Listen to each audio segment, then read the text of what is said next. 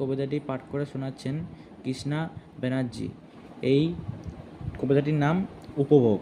এই কবিতাটি 12 মাসের 6টি ঋতুকে নিয়ে লেখা হয়েছে। নমস্কার। নবদিগন্ত এসেছে বসন্ত, আনন্দের নেই শেষ। সুগন্ধ ফুলের মুখরিত হয়ে ভালো তো বেসেছিল বেশ। ভুলে যেও না বর্ষাকে তুমি, নাচবে ময়ূর নাচ। চাষিরা আনন্দে চাষ করবে, জেলেরা ধরবে মাছ। শরতের মাসে বাঙালির আনন্দ, মা আসবে ধরা ধামে।